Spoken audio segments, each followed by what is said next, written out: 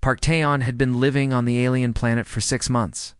He was a lieutenant in the Earth's military, but his job here was simple. He helped humans and aliens understand each other. He translated words. He attended meetings. He smiled and shook hands and tried not to make any mistakes. The planet was called Valara.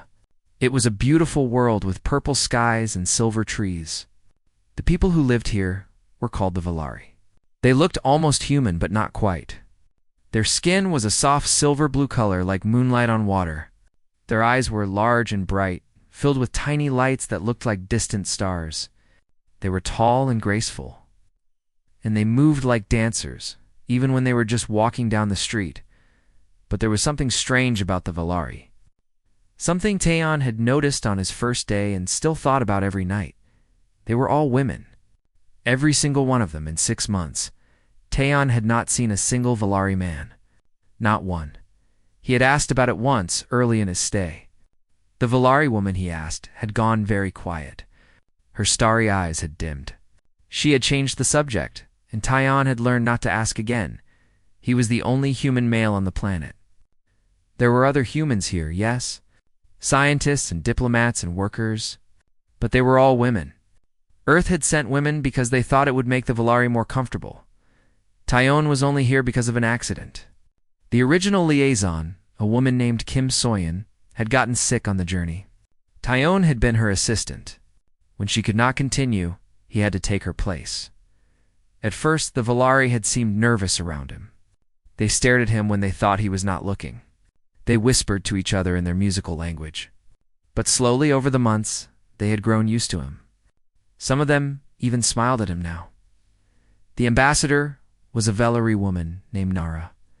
She was older than most, the silver threads running through her blue skin like rivers on a map. She was wise and calm and always kind to Taeon. She had taught him many things about her people. One evening, Nara invited Taeon to dinner at her home. This was not unusual. Diplomatic dinners happened often. Taeon put on his formal uniform, the dark blue one with the silver buttons. He brought a gift, as was custom, a bottle of Korean rice wine from Earth. He had been saving it for a special occasion. The transport pod carried him across the city. Nara lived on the outskirts, in a grand estate surrounded by those strange silver trees. The sun was setting, painting the purple sky with streaks of gold and pink. The pod landed softly.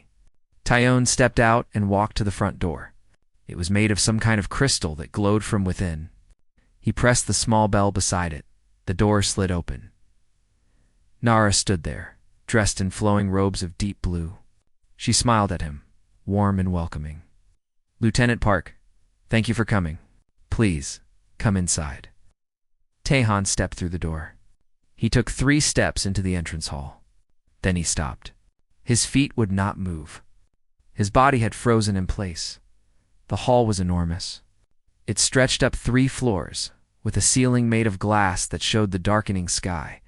Spiral staircases curved along the walls. Floating cushions drifted through the air like clouds, and everywhere. On every level and every corner, there were Valari women, dozens of them. No, not dozens. Hundreds. They sat on the cushions. They stood in small groups. They lined the staircases. They filled every space in the massive hall, and every single one of them was looking at him. Silence fell over the room like a heavy blanket. No one spoke. No one moved. Hundreds of starry eyes fixed on Taeon's face. His heart was pounding so hard he could hear it in his ears. His military training screamed at him. This was wrong. This was dangerous. He should run. He should call for help. He should do something, but he could not move. "Ambassador Nara," he said. His voice came out steady, which surprised him. "What is this?" Nara moved past him, walking into the center of the hall. She turned to face him, and for the first time, he saw something in her eyes he had never seen before. Hope. Desperate, burning hope. "This is not a dinner party, Lieutenant Park," she said. "I apologize for the deception. But we needed to meet you." "All of us? All of you?" Taeon looked around the room again. Some of the women were young, barely adults. Others were old, with deep lines on their silver faces. Who were all these people? "We are the Council of Mothers," Nara said. the leaders of every family line on Valara. We represent all of our people. Taeon's mind was racing. The Council of Mothers. He had heard of them. They were the true rulers of Valara, though they rarely appeared in public. For all of them to be here, in one place, looking at him. I do not understand, he said. Why am I here? What do you want from me? A younger Valari stepped forward. She was beautiful, with skin that shimmered like starlight. She held a small device in her hands, some kind of computer. My name is Yuna, she said. Her voice was soft but clear. I am a scientist. I have studied your species since you first arrived. Us? Studied me? Studied all humans. But yes, you especially. She looked down at her device, then back at him. Lieutenant Park, do you know why there are no men on our world? Taeon shook his head slowly. 300 years ago, a sickness spread across our planet. A disease that attacked only males. It changed their genes, made them unable to have children. Within 2 generations, our men were gone. All of them. Taeon felt cold. I am sorry. I did not know. Ow. No one knows. It is our greatest shame, our deepest wound. Yuna's starry eyes glistened. We survived by using machines. We learned to make copies of ourselves, clones. For 300 years, we have continued this way. But something is wrong, another voice said. An old woman, the oldest in the room, spoke from her floating cushion. Her voice was thin but strong. With each generation, we grow weaker. Our children are fewer. Our minds are slower. We are dying, young human. Slowly, quietly, but we are dying. The room was completely silent. Taeon could feel the weight of their despair pressing down on him. Why are you telling me this? He asked. Nara stepped closer to him. Close enough that he could see the tiny light swirling in her eyes. Because, Lieutenant Park Taeon, you may be the one who can save us. She reached out and took his hand. Her skin was cool and smooth, like polished stone. Humans and Valari are compatible. Our scientists have proven it. Your species can help us have children again. Real children. Children who are not copies.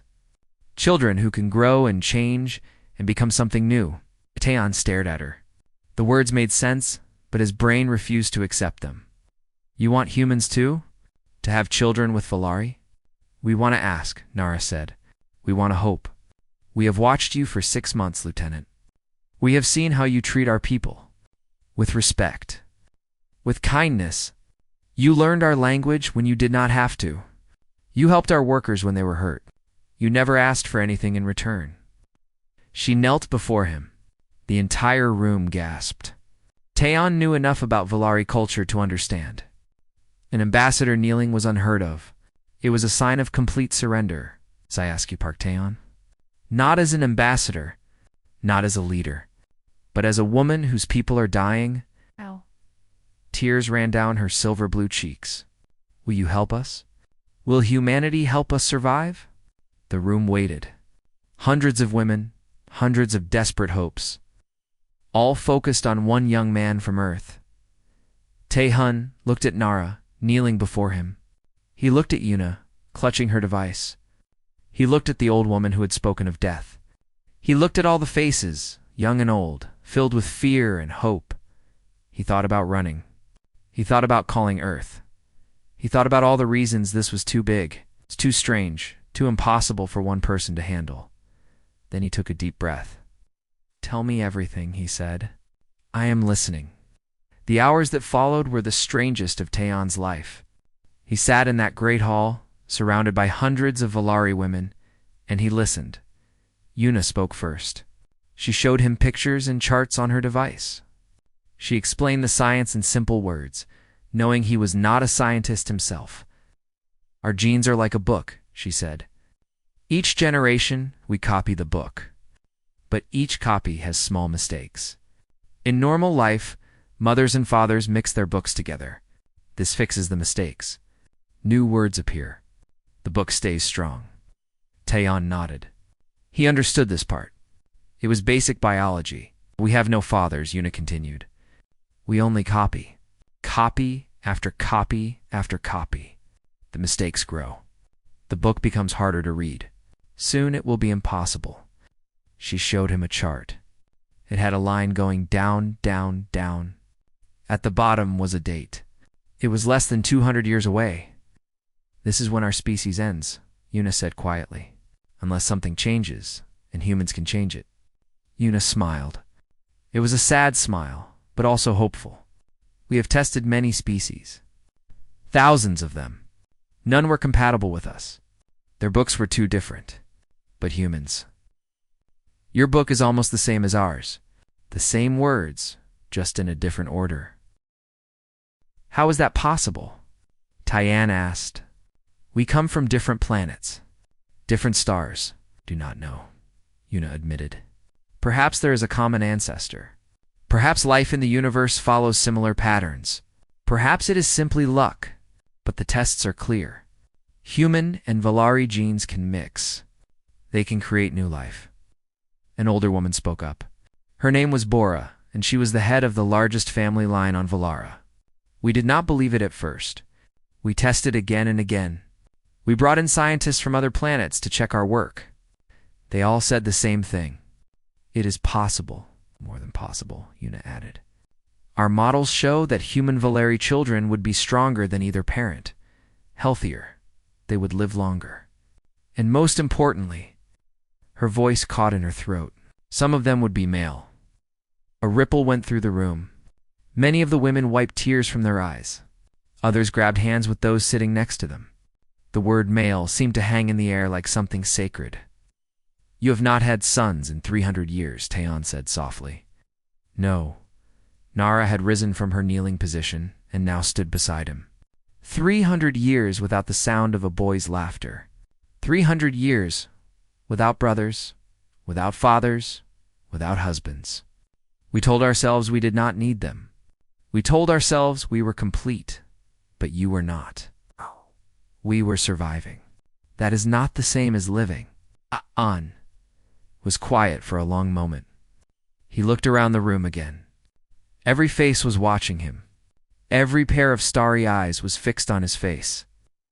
This is too big for me, he said finally. I am just a lieutenant. I translate documents. I attend meetings. I cannot decide something like this. We know, Nara said. We are not asking you to decide. We are asking you to help us speak to your people, to carry our message to Earth, to tell them who we are and what we need. Why me? Why not send a message directly? Bora answered this question. We have learned much about humans in the past 6 months. You are a young species, passionate, sometimes violent. You do not trust easily, especially those who are different from you. Tyann could not argue with that. Human history was full of wars and hate. They were still learning to trust each other, let alone aliens. But you trust people? Bora continued. Individual people. If someone you know tells you something is true, you are more likely to believe it, more likely to help. You want me to be your messenger. We want you to be our friend, Nara said. If humanity sees that you trust us, they will be more willing to listen. If they know you believe in what we are asking, they will consider it more carefully. And what are you asking, exactly? What would this look like? Eunice stepped forward again. We are asking for a partnership. Volunteers from both species. Humans who wish to come here and build families with Valari women. Everything would be by choice. No one would be forced. No one would be owned. What would humanity get in return? It was a practical question. Tyann knew how Earth worked. Nothing was free. Every deal had 2 sides. Nara smiled slightly. Everything. Our medicine can extend human lives by hundreds of years.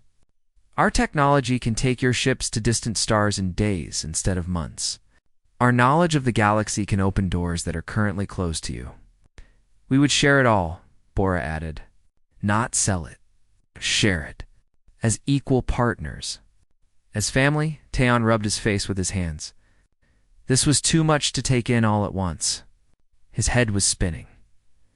I need time to think, he said. Of course, Nara gestured, and a path cleared through the crowd. Your quarters have been prepared. Rest. Think. We will speak again when you are ready. Taeon stood. His legs felt weak, but they held him. He walked toward the exit, feeling hundreds of eyes on his back. At the door, he stopped and turned around. 300 years, he said. Why now? Why did you wait so long to ask for help? The room was quiet. Many of the women looked at each other. Some looked at the floor. Finally, the oldest woman spoke. The one who had talked about death, her name, Taeon would learn later, was Grandmother Soon. She was over 400 years old. Pride, she said. Her voice was like dry leaves in the wind. We were too proud. We thought we could fix it ourselves. We thought asking for help was weakness. We thought... She paused, and a tear rolled down her ancient cheek. We thought we had more time. What changed? You did. Grandmother Soon pointed one thin finger at him. We watched you, young human. We saw how you helped without being asked. We saw how you gave without expecting to receive. We saw kindness. Simple kindness. And we realized something important. What? Asking for help is not weakness. It is wisdom. It is trust. It is the beginning of friendship, she smiled, and despite her great age, her face was beautiful. You taught us that, Park Taeon.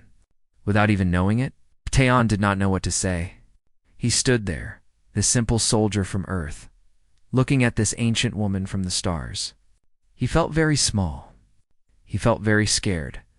But he also felt something else. He felt honored. I will think about it, he said again. I promise.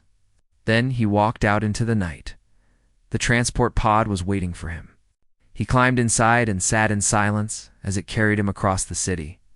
The stars were out now, millions of them, filling the purple sky like diamonds on velvet.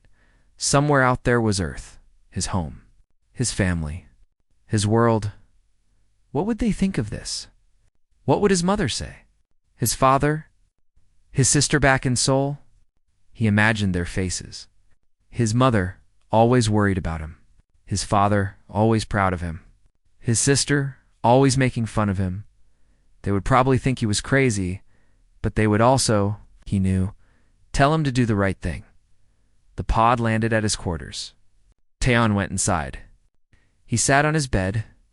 He stared at the wall for a very long time. Then he turned on his computer and began to write. The message was addressed to Earth Command.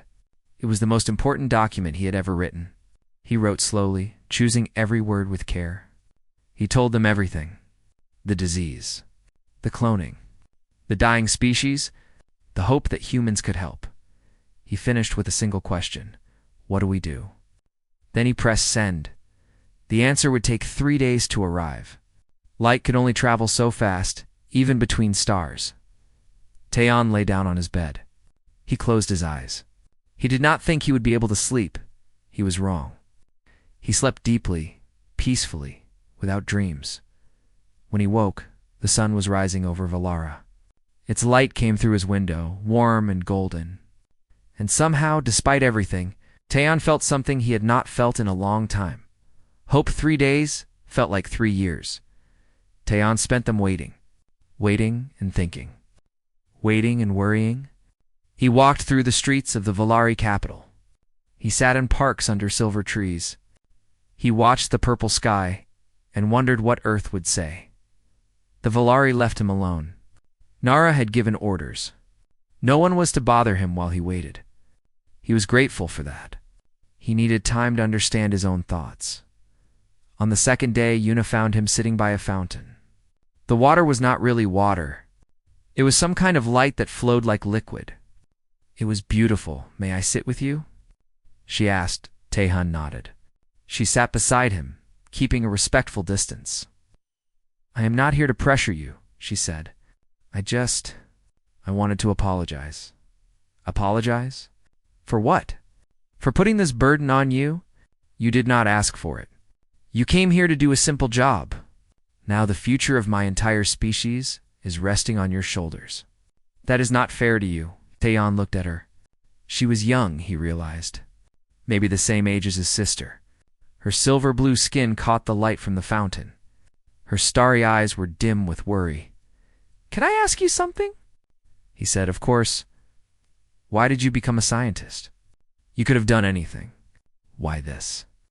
Yuna was quiet for a moment. She looked at the flowing light. "My mother died when I was young," she said. "The cloning sickness. Her genes were too damaged to make another copy. She just stopped working one day, like a machine that had run too long. I am sorry. She told me something before she died. She said that someday someone would find a way to fix us. She said that I should be ready when that day came, that I should know enough to help." Yuna smiled sadly. "So, I studied. I learned everything I could about genes and biology and medicine. I spent my whole life preparing for a day that might never come. And then humans arrived. And then humans arrived." Her smile brightened. "When I saw the first test results, I cried for 3 hours. My colleagues thought I had gone mad, but I was just happy. So incredibly happy. My mother was right. The day finally came." Taeyeon did not know what to say. He reached out and touched her hand. Just for a moment. Just to let her know he understood. She looked at him with those starry eyes. "Whatever Earth decides," she said, "thank you for listening, for caring. Most species would have ignored us. You stayed, anyone would have done the same." "No," she shook her head firmly. "They would not, trust me. We have met many species. Most of them only care about themselves. Humans are different. You are different." On the third day, the answer came. Taeyeon was in his quarters when his computer beeped. His hands were shaking as he opened the message. It was long, very long. Pages and pages of official words and legal terms and complicated sentences. But the short version was simple. Earth said yes. Taeyeon sat back in his chair. He read the message again. And again. He wanted to make sure he understood correctly. Yes, Earth would help. But there were conditions. Everything had to be voluntary. No human would be forced to participate. Anyone who wanted to come to Valara and start a family would do so by their own choice. The same applied to the Valari. No woman would be pressured or required to take part. Choice was sacred. Choice was the foundation of everything. There would be oversight. Committees from both species would watch the program. They would make sure no one was being hurt or mistreated. They would handle problems before they became bigger problems. And the children. The human Valar children. They would belong to both worlds. Not human. Not Valari. Something new. Something that had never existed before. They would be citizens of 2 planets, welcomed by both. Finally, this was a beginning, not an ending. Both species would need to work hard. They would need to learn about each other. They would need to be patient and kind and forgiving. Building trust took time. Taeyeon read the conditions one more time. They seemed fair. More than fair. They seemed like exactly what he would have asked for. He picked up his communication device and called Nara. "Ambassador," he said, "I have news." 1 hour later, he stood in the Great Hall again. The same hall where he had frozen 3 days before. The same hundreds of Valari women watched him, but this time he was not afraid. "Earth has answered," he said. His voice was clear and strong. "They say yes." The room exploded. Not with sound at first, but with movement. Women grabbed each other. They hugged. They cried.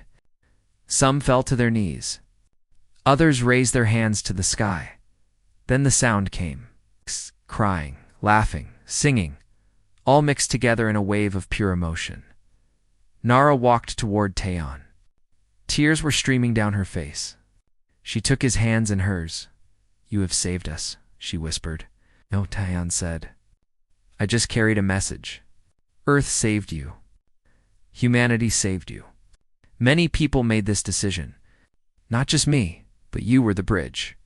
She squeezed his hands. "Without you, we would never have found the courage to ask. You showed us that humans could be trusted. You showed us that hope was possible." Taeyeon looked around the room. Everywhere he looked, he saw joy. Pure, overwhelming joy. Women who had been afraid for centuries were finally able to breathe. Grandmother soon approached him. She moved slowly, supported by younger women on either side. But her eyes were bright and sharp. "Young human," she said, "I have lived more than 400 years. I have seen many things. I have met many people.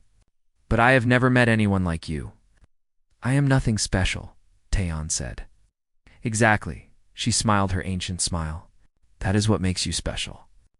You do not think you are important.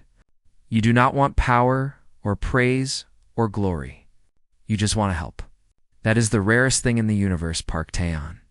Never forget that." She reached up and touched his cheek with her thin, cool hand. "Thank you," she said. "Thank you for giving me hope that I will see my great-great-grandsons before I die." Taeyeon felt tears forming in his own eyes. He blinked them back. "I hope you do," he said. "I truly hope you do." The celebration lasted all night. There was food and music and dancing. Taeyeon did not know how to dance the Valari way, but they taught him. He stumbled and tripped and laughed at himself. The women laughed with him, not at him. At some point, Yuna found him again. She was smiling wider than he had ever seen. "You did it," she said. "We did it. All of us." She shook her head. "No. I have studied humans for years. I know your history. I know your wars, your hate, your fear of those who are different. Many people on Earth must be scared. Many must be angry. It would have been easy for them to say no. So why did they say yes?" Yuna looked at him with those starry eyes. "Because you asked them to. Because you trusted us first. Because you showed them that we are not so different after all." She stepped closer. "You are a good person, Park Taeyeon. I am glad you are the one who came to our world." Taeyeon did not know what to say, so he just smiled. The sun was rising again when the celebration finally ended. Taeyeon walked back to his quarters alone. His feet hurt from dancing. His face hurt from smiling, but his heart felt light. Lighter than it had felt in years, he looked up at the purple sky, now painted with gold and pink. Somewhere out there, ships were already being prepared. Humans who wanted to be part of something new were signing up. A future that had seemed impossible was now becoming real. "We are going to build something amazing," he said to himself. "I can feel it." Then he went inside to sleep. He would need his rest. The real work was just beginning. 5 years passed. They were the busiest years of Taeyeon's life. The program was called the Bridge. That was Nara's idea. A bridge connects to places. A bridge brings people together. A bridge makes impossible journeys possible. Taehan was no longer a lieutenant. He was not even a soldier anymore. Earth had made him an ambassador. The first human ambassador to Valara. His job was to help the bridge work. To solve problems. To keep both sides talking to each other. It was hard work. Harder than anything he had ever done. There were so many things that could go wrong. So many misunderstandings. So many fears. Some humans came to Valara with the wrong reasons. They wanted the advanced technology. They wanted power. They wanted to use the Valari. Taeyeon had to find these people and send them home. It broke his heart every time, but he did it. Some Valari were afraid of the changes. They did not trust humans. They did not want strangers in their homes. They protested in the streets. They said the old ways were better. Nara had to talk to them again and again. She had to remind them why they were doing this. But most people were good. Most people were kind. Most people wanted the bridge to work. The first ships arrived 6 months after Earth said yes. They carried 300 volunteers. Scientists, doctors, teachers, farmers, artists, men and women who wanted to start a new life on a new world. Taeyeon watched them step off the ships. Their faces were nervous but excited. They looked around at the purple sky and silver trees. Some of them cried. Some of them laughed. Some of them just stood there, frozen like Taeyeon had been on that first night. He welcomed each one personally. He shook their hands. He told them they were brave. He promised them that they had made the right choice. The matching process was careful. No one was forced to be with anyone they did not like. Humans and Valari met each other at special gatherings. They talked. They laughed. They learned about each other. Sometimes they fell in love. Sometimes they became friends. Sometimes they decided they were not right for each other, and that was okay too. In the second year, the first couples were formed. Taeyeon attended every ceremony. He watched humans and Valari hold hands and promised to build a future together. It was beautiful. It was strange. It was exactly what he had hoped for. In the third year, the first children were born. Taeyeon would never forget that day. He was in his office when Yuna burst through the door. She was crying. She was laughing. She was doing both at the same time. It happened. She said, Taeyeon, it happened. The first baby was born. They ran to the medical center. A crowd had already gathered outside. Humans and Valari stood together, waiting for news. Nara was there too. Her silver-blue face was wet with tears. A girl, she said when she saw Taeyeon. A beautiful, healthy girl. Her mother is Valari. Her father is human. And she is. She could not finish the sentence. She just pointed at the window. Taeyeon looked through the glass. Inside, a Valari woman lay on a bed. Beside her sat a human man. And in the woman's arms was a tiny bundle. The baby was sleeping. Her skin was a soft purple color, somewhere between human brown and Valari blue. Her eyes were closed, but Taeyeon knew they would hold stars when she opened them. She was the first. The first of a new people. Not human. Not Valari. Something new. Something that had never existed before. The man looked up and saw Taeyeon watching. He smiled. His name was Ginho. He was an engineer from Busan. His wife was named Sora. She was a scientist. Like Yuna, Ginho stood up and walked to the window. He placed his hand on the glass. Thank you, he said. Taeyeon could not hear him through the glass, but he could read his lips. Thank you. Taeyeon placed his hand on the glass too, right where Jinho's was. You are welcome, he said back. More babies came after that. Dozens. Then hundreds. Then thousands. The bridge was working better than anyone had hoped. And then, in the fourth year, something even more amazing happened. A boy was born. The first Valari boy in 300 years. His name was Doan. His mother was a Valari woman named Minha. His father was a human man named Sunho. When the news spread, the entire planet celebrated. Taeyeon went to see the family a few days after the birth. The baby was small and wrinkled, like all babies. His skin was a beautiful shade of blue bronze. His eyes, when he opened them, were full of tiny stars. But what Taeyeon noticed most was the sound he made. The baby laughed. A tiny gurgling laugh that filled the room like music. Minna started crying. So did Sunho. So did the nurses. So did everyone in the room. That sound, Minha whispered. I have never heard that sound. The boy laughing. I thought I never would. Taeyeon felt tears on his own cheeks. He did not wipe them away. Grandmother soon came to see the baby that evening. She was very old now, over 420 years. She moved slowly, carefully, but her eyes were still bright. They placed baby Doan in her arms. She looked down at him for a long, long time. Hello, little one, she said. Her voice was thick with emotion. You do not know what you are. You do not know what you mean. But I will tell you. She touched his tiny hand. You are hope. We're the future. You are proof that asking for help was the right thing to do. The baby grabbed her finger and squeezed. His starry eyes looked up at her. Grandmother soon smiled.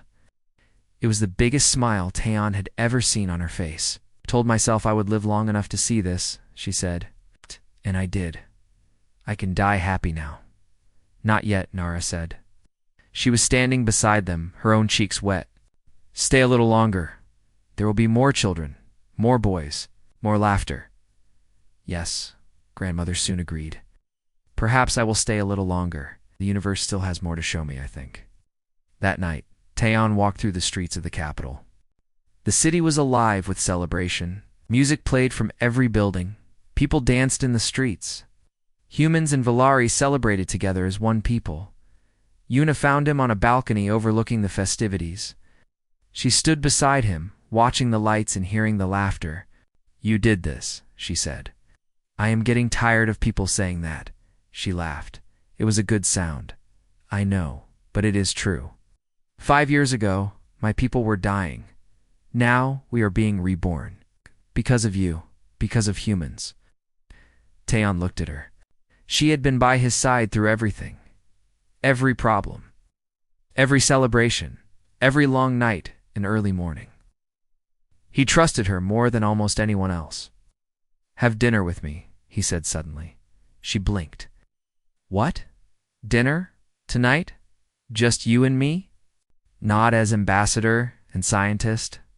Just as US?" Her starry eyes widened. Then they softened. A smile spread across her face. "I would like that," she said. "I would like that very much." They left the balcony together. Behind them, the celebration continued. The music played. The people danced. And somewhere in the city, a baby boy was laughing in his mother's arms. The future had arrived. 50 years is a long time. It's long enough for everything to change. Park Taeyeon sat in a garden overlooking the city of New Horizon. That was the new capital. The old one had grown too small. Too many people wanted to live on Valara now. Too many families. Too many children. Taeyeon was old now. His hair was white. His face was lined with wrinkles. His hands shook sometimes when he tried to hold things. But his mind was still sharp. His heart was still strong. Yuna sat beside him, holding his hand. She had aged too, though Valari aged differently than humans. Her silver-blue skin had grown paler. Her movements were slower. But her starry eyes were still bright with light. They had been married for 45 years. It's 45 wonderful years of building a life together. They had 3 daughters and 2 sons. Their children had children of their own, and those children had children too. Taeyeon was a grandfather many times over. His family filled an entire hall when they gathered for holidays. Human faces and Valari faces and hybrid faces, All mixed together. all laughing and talking and loving each other. The bridge had worked. Better than anyone had dreamed. The galaxy had noticed. Other species had come to watch. Some of them had similar problems, dying populations, broken genes, no hope for the future. They asked if humans could help them too. Earth said yes. Again and again, Earth said yes. Humans were no longer newcomers in the galaxy. They were not the primitive species with violent history. They were the bridge builders, the life givers, the species that helped others survive. It was funny, Taeyeon thought. Humans had spent so much of their history fighting each other, hating each other, fearing those who were different. And now they were famous throughout the galaxy for one thing: kindness. "What are you thinking about?" Yuna asked. "Old things, young things, everything in between." She smiled. Even after all these years, her smile still made his heart warm. "Tell me I was thinking about that first night. When I walked into the hall and saw all those women watching me, I was so scared. I thought I was going to die." Yuna laughed. "You did look terrified. Your face was very pale. Some of the younger women thought humans changed color when they were frightened. We do a little bit. I know that now. I've studied humans for 50 years. I know everything about you." Taeyeon squeezed her hand. "Not everything. I still have some secrets, please. After 45 years of marriage, I know when you are hiding cookies in your desk. I know when you pretend to be asleep to avoid meetings. I know everything." They laughed together. It was an old joke between them. One of thousands they had collected over the years. A young woman approached the garden bench. She was tall and graceful, with skin that shifted between bronze and purple, depending on the light. Her eyes held human warmth and Valari depth. This was Hannah, their eldest grandchild. She was a leader in the new government, smart and kind and strong. Taeyeon was very proud of her. "Grandfather," she said, "the council is asking for you. They want to discuss the new delegation." "Another one? The Korathi?" "They heard about the bridge program. They want to see if humans can help them too." Taeyeon nodded slowly. The Korathi were an insect-like species from the outer rim. Their queen had died, and without her they could not reproduce. They had sent messages asking for help. "Tell them I will be there soon." Hannah hesitated. She looked at him with worried eyes. "Grandfather, you do not have to keep working. You are old. You have earned rest. Let the younger people handle this." "I am not dead yet," Taeon said firmly. "As long as I can help, I will help. That is what humans do." Hannah smiled. It was the same smile Yuna had, the same smile Taeyoon had seen 50 years ago, in a hall full of desperate women. "That is what you taught us to do," she said. "All of us, humans and Valaria alike." She kissed his cheek and hurried off. Yuna leaned her head against Taeon's shoulder. "She is right, you know. You have done enough. You could rest." "Would you rest?" "No, probably not." "Then do not ask me to do what you would not do yourself." They sat in silence for a while. The sun was setting over New Horizon. The sky was filled with colors, purple and gold and pink and orange. Ships flew overhead, coming from a dozen different worlds. The city below was alive with lights and sounds. "Do you remember," Yuna said softly, "what grandmother soon said to you?" On that first night, Taeon thought back. It was so long ago. But some memories never faded. She said that asking for help is not weakness. It is wisdom. Yes, and she was right. But she missed something. What? Yuna lifted her head and looked at him. Her starry eyes were filled with love. Giving help is not just kindness. It is also wisdom. When you help others, you become stronger. Your world becomes larger. Your family grows beyond what you ever imagined. She gestured at the city before them, at the ships in the sky, at the children playing in the distant parks. Look at what humanity has become. Look at what we have built together. 50 years ago, your species was alone on one small planet. Now you have families across the stars, children of 100 different kinds, friends on 1,000 different worlds. She took his face in her cool, soft hands.